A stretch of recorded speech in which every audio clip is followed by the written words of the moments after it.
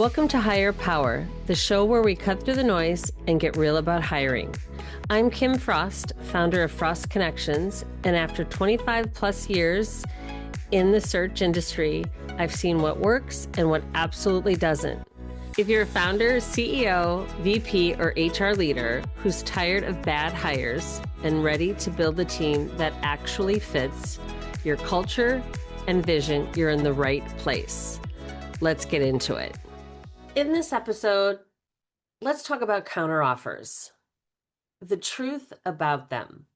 Are they bribes? Are they bluffs? Do they burn bridges? All of the above. Let's just say this. Bottom line, if an employee gets a better opportunity that you genuinely can't provide, why try to hang on? Let them grow. Support the move. But, big but here, there's a difference between someone leaving for growth and someone using an offer as a bargaining chip.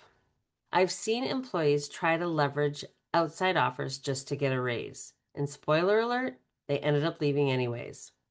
If someone's playbook is, if I need to interview, get another offer, waste people's time just to get a $10,000 bump, are those really the communication skills you want in a future leader? Case in point, I was chatting with one of my neighbor's kids. He got a job offer he never planned to take. I asked why he went through the whole song and dance. His response? I just wanted to ask my boss for 10K more. Seriously? I will say that's definitely on my top 5 recruiting pet peeve lists. Why go through all the trouble? So then my next question was, is your current job worth 10,000 more? Blank stare. My next question, why don't you just talk to your boss and say, hey, I've been getting calls from other recruiters about similar opportunities. They're paying more. So I did some market research and I'm seeing similar jobs pay $5,000 to $10,000 more. I'd like to stay here. I love the team, the growth, the culture, but can we talk about compensation? But nope, he went the fake offer route, got the money, and guess what? He was gone 6 months later. And here's the kicker. Research shows that over 80% of employees who accept counteroffers end up leaving within 6 to 12 months. Why? Because money was never the real issue. The problem was trust, lack of growth, weak leadership, or feeling undervalued. And a raise doesn't fix any of that. Every time a person takes a sick day, you're wondering if they're really just at lunch with a competitor. And let's not forget what it costs you to match that offer. You've got to pull some budget strings, calling in favors, maybe even bending your org chart. And what message does that send to the rest of your team? Play chicken with leadership and you'll get rewarded? Really? You're not just rewarding someone, you're sending a message to everyone, especially the high, loyal performers. They're watching this unfold and think, do I need to do this? Do I need to be interviewing just to get more money? Here's something else to think about. When you give a counteroffer, you're putting your name, your budget, maybe even your internal credibility on the line. And the employee? They've already showed you a willingness to walk. That's shaky ground. Let me give you an example of a real life situation. A couple years ago, we were retained to fill a very unique high-level role. I found 2 strong candidates, interestingly from the same company. My client ended up hiring both. However, we extended an offer to the first candidate.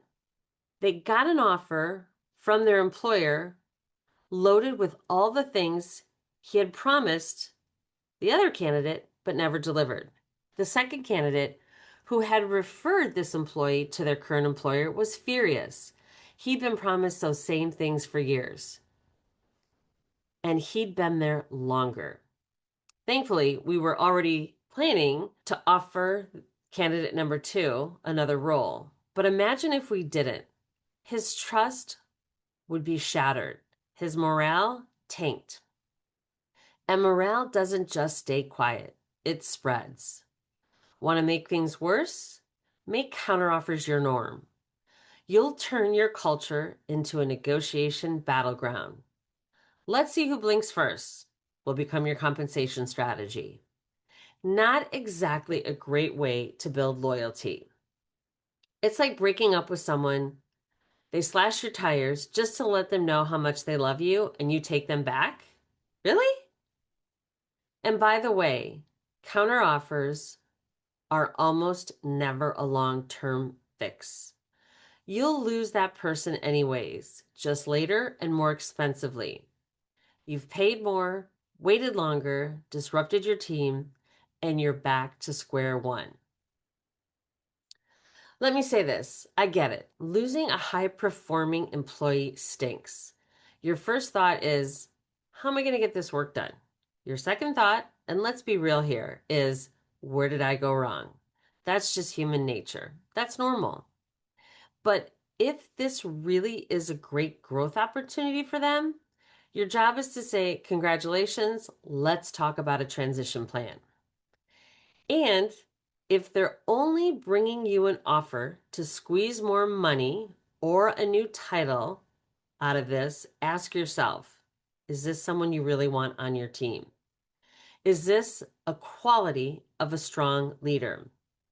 If they can't come to you with honest conversations, what else are they avoiding? And to the folks on the other side, the candidates playing game, please don't waste people's time. If you don't respect your own time, fine. But don't waste a hiring manager's time. Don't block someone else's opportunity because you're bluffing. Another example I have of this. I had a client pick, let's call him candidate number one.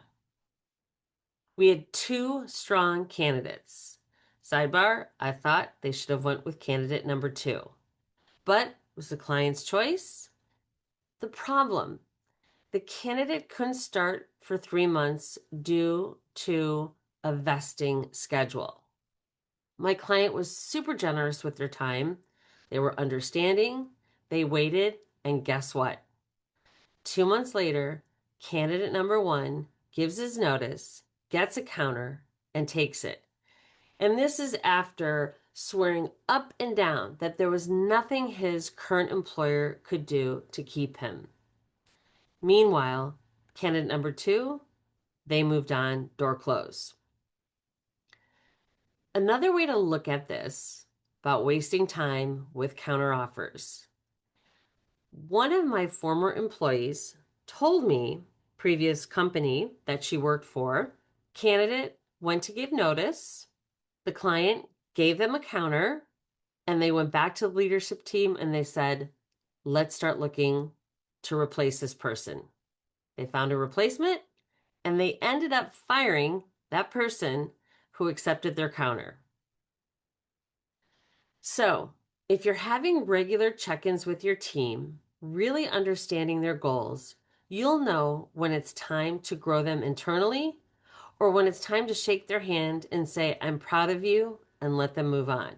You never know where your paths will cross again. I've lost count of how many people tell me, I joined this company because someone I used to work with recruited me. You can still be their mentor, their friend, their advocate, and who knows, again, where you could end up working with each other. Because this is what great leaders do. They grow their people. They support better opportunities, even when it stings a little. And don't let your ego run the show, which, by the way, is a perfect setup for my next episode, Leading Without an Ego. That's all for today. Stay tuned. That's it for this episode of Hire Power. If you're ready to hire smarter, connect with me at frostconnections.com or at LinkedIn at Kim Frost. And if you've got something to say about today's episode, follow the show and share it with someone who needs to hear it. Until next time, hire smart, lead better, and remember, how you hire is who you become. See you next week. No fluff, just better hires.